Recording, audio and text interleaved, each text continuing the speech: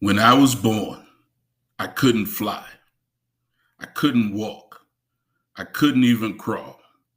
I needed a gust of wind just to raise my arms. I needed a slight breeze to give me the air to cry. At my specific time of birth, my mother did more than just give birth to me. She sent me away with a strong gust of wind, bottled up and leaking out slowly, like a slow leak on your bicycle tire while you pace your way home. She held me in her arms like a protected small bird and saw that one day this little birdie will be able to fly. First, a little bit of oxygen starts matriculating through the brain and then slowly spreads throughout the body as the stimulated rhythm that eventually grooves into a crawl. My mother held my hands from a crawler to a bow-legged walker to a runner, but still yet ready to fly. Her job was to nourish me, to protect me, to teach me and push me further than I ever dreamed into a world I never knew existed. Grade A plus.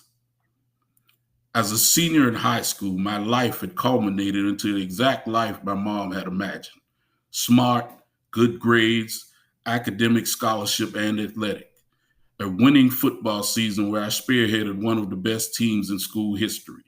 Medals at the state track meet, including a race where I fell flat on my face after the last hurdle, not over it. My legs gave out, said no muss. I had run 4 other events, sometimes multiple heats, and my legs showed its limits. I was staring the preview of my life in the face, but didn't recognize it. I couldn't move my legs to get back up. My arms tried but failed twice. I needed a strong gust of wind to help me make it over the finish line. I looked up, and the guy I had a full hurdle on just passed me. A full hurdle, about 22 steps. Then, as I was pushing up, I saw another staggering past me. I looked back, and the third was approaching. That gust came, and I was able to flop my hands across the finish line. Third place. The guy that was 22 steps behind me won first and set the state record. Yet no one ran to him. Everyone ran to congratulate me for getting up. That moment in my life, that 40 to 50 seconds would be the microcosm of my entire life. A true credit to my parents, and in this case, my mom. I graduated high school with an appointment to the Air Force Academy. My mother prayed for me. She had me on her mind. She took the time and prayed for me. I'm so glad she prayed. I'm so glad she prayed for me. Like that infamous track meet, I took off. I had goals of becoming a pilot and signing up for that $1 million a year opportunity they were selling. I had dreams of becoming a chemical engineer and making more money than I could ever imagine. I dreamed of being a highly coveted draft pick out of the academy. When my climb hit the first hurdle, I panicked. I went against everything I knew and I quit. I came home a deflated sail. My mother spoke life to me.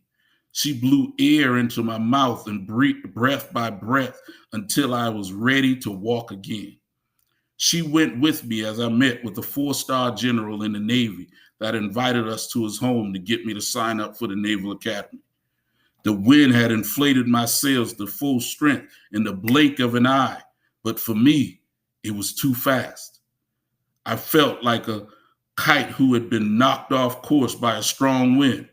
All I had to do was sign the papers and mail them off, but I threw them in the trash. When my mom found out I never sent them, as much as I was already deflated, now I was dry and sucking the oxygen right out of her. But none of that stopped her from lending me her ear. She blew me up once again to take a chance on education and also football. I'd rise up high above the clouds, only to come down crashing over and over again. I can say I was great at a lot, but contrarily, I can also say I failed at a lot. When I came crashing down, Each time felt harder and harder to get back up from. See, I'd crashed like someone used a vacuum and literally sucked all the air out of me. Suddenly, no slow leak, just a drastic collapse. But like clockwork, the more I crashed, the stronger the wind became to lift me back up again. Even though my mother had blessed me with the oxygen I needed to survive, she never ceased to replenish me when I ran out. Fly, little birdie, fly. Trust your wings. At times I'd soar like an eagle, and others I'd flutter like a butterfly. The satisfying fact about that track meet, my mother and my life right now, is as I laid there, every inch of my body said quit. My mind saw the writing on the wall. I had failed. I was in arm's reach of the finish line and where I deserved to be, in my eyes, but fell just short. But as in my head at that moment, and what my mother gave to me wisely for every year I can remember, understanding words, there was no way I would quit. I don't care what I must give up, the toll it could do to me or my body to go on. I had to rise again. In that moment, the air I needed found its way to me, as it did through all my life. I fell as hard as I could in any nightmare, but my mother prayed for me. She whispered words of encouragement and resiliency. She used the reserved air she had set aside for me, knowing one day I'd have to tap into it to survive, and provided that swoosh of wind that lifted me up once again, and this time higher than I'd ever been before. Fly, fly away. You make me fly so high. You are the wind beneath my wings. Sometimes you need someone in your corner that sees your potential, even when you doubt yourself. Someone that refuses to give up on you, but also refuses to let you give up on yourself.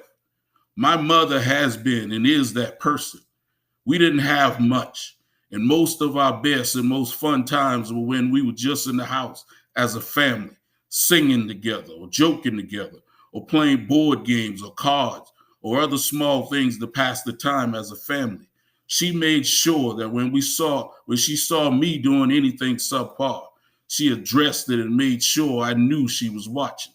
She didn't play when it came to disrespecting her or disobeying her. She made sure I knew right from wrong. I knew the Bible. I knew the value of prayer. Most of all, that I knew who Jesus is. As much as I got whippings for wrongdoing, I had to read the scripture or chapter in the Bible or was prayed on and for immediately. She made sure she was there for everything I accomplished, followed me across the state for athletic or academic competition. She didn't miss. That in itself got my wings to flapping. Now here I am flying so high I could reach up and touch the sky. And that wind that never stops blowing has my sails roaring at full mast. The wind beneath my wings, my hero, everything I wish I could be, my mother, the wind beneath my wings. Proverbs 31:31 says, honor her for all that her hands have done, and let her works bring her praise at the city gate. In the face of all adversity, I watched as my mother kept turning it over to God. I watched as she got disappointed and let down, mostly by me, yet her faith never wavered, in God or in me alike. I'm sure she would have loved to keep some of her wind for her own selves, but to the detriment of herself, she kept blowing until I eventually flew so high that all I had to do was glide my way home.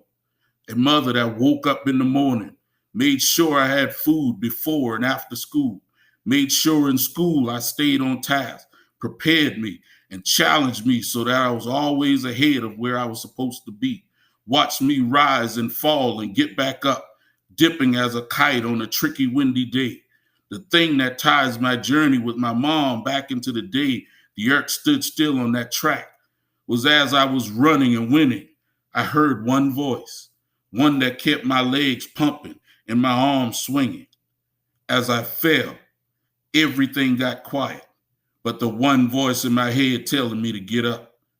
The one voice that has been telling me for years to never give up. And when I rose and clawed my way across the finish line, the narrative changed. And I had a chorus of people around me. Here I am. I fell over and over, and the whole time I heard that one voice. Felt that cool summer breeze whispering in my ear, get out. Now I'm up. I'm floating, and the narrative of my life has changed. And I hear the cheers of the crowd for my conquering moment. And I owe it all to you, Ma, the wind beneath my wings. Thank you. Thank you. Thank God for you, the wind beneath my wings. Mother of mine, servant of God, well done.